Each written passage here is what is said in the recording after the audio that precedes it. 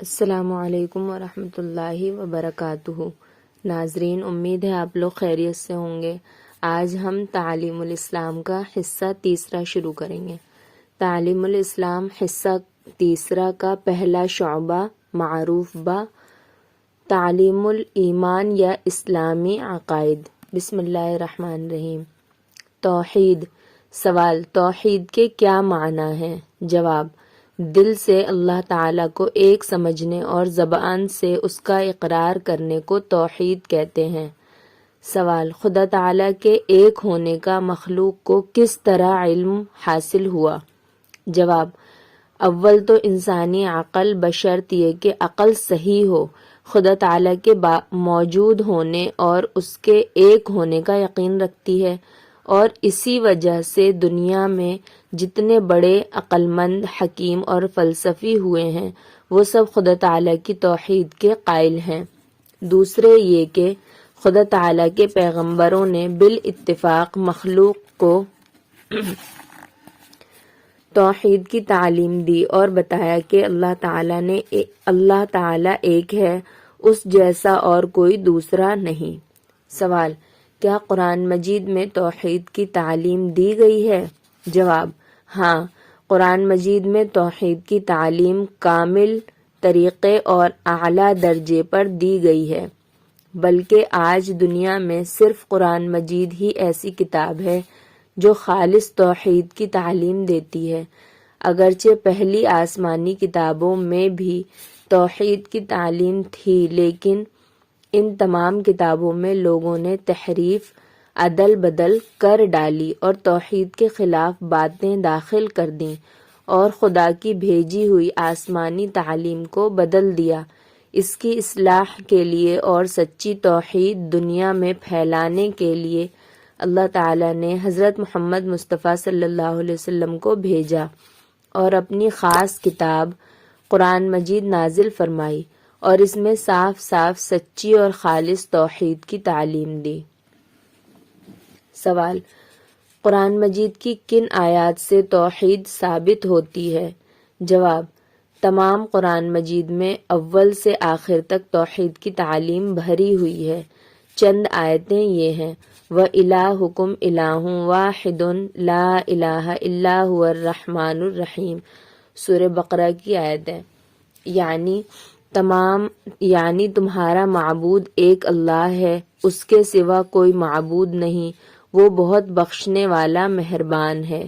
دوسری آیت یہ ہے: شہد اللہ انہ لا الہ الا ہوا والملائکۃ واولو العلم قائما بالقسط لا الہ الا هو العزیز الحکیم۔ سورہ آل عمران کی آیت ہے، یعنی خدا تعالیٰ گواہ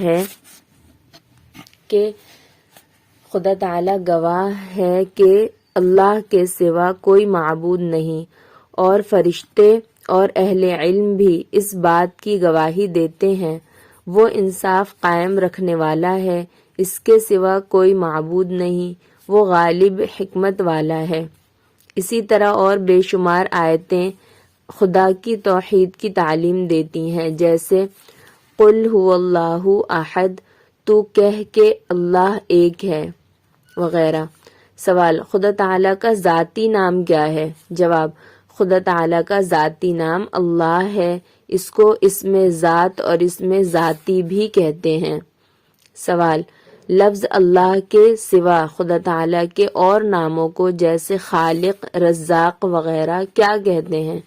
جواب: لفظ اللہ کے سوا خدا تعالیٰ کے ان ناموں کو صفاتی نام کہتے ہیں۔ سوال: صفاتی نام کے کیا معنی ہیں؟ جواب: خدا تعالیٰ کی بہت سی صفتیں ہیں، جیسے قدیم ہونا یعنی ہمیشہ سے ہونا اور ہمیشہ رہنا، عالم یعنی ہر چیز کو جاننے والا ہونا، قادر یعنی ہر چیز پر اس کی طاقت اور قدرت ہونا، حی یعنی زندہ ہونا، وغیرہ۔ تو جو نام کے ان صفتوں میں سے کسی صفت کو ظاہر کرے اس کو صفاتی نام کہتے ہیں۔ اس کی مثال ایسی سمجھو جیسے ایک شخص کا نام جمیل ہے جو صرف اس کی ذات کے لحاظ سے پہچان کے لیے رکھا گیا ہے۔ اس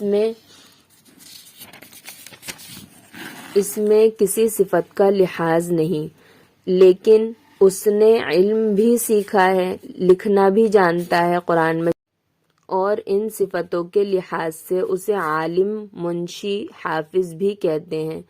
تو جمیل اس کا ذاتی نام ہے اور عالم، منشی، حافظ صفاتی نام کہلائیں گے، کیونکہ اس کے علم کی صفت یا لکھنا جاننے کی صفت یا قرآن مجید یاد ہونے کی صفت کے لحاظ سے یہ نام رکھے گئے ہیں۔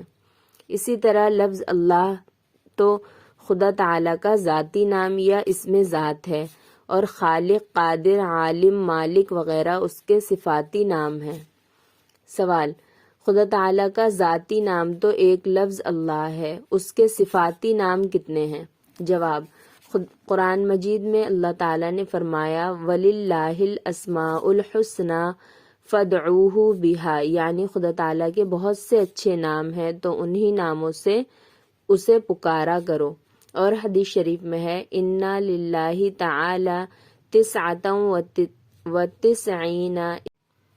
وَتِسْعِينَ اسْمًا مِئَةً إِلَّا وَاحِدًا، بے شک اللہ تعالیٰ کے 99 یعنی 101 کم 100 نام ہیں۔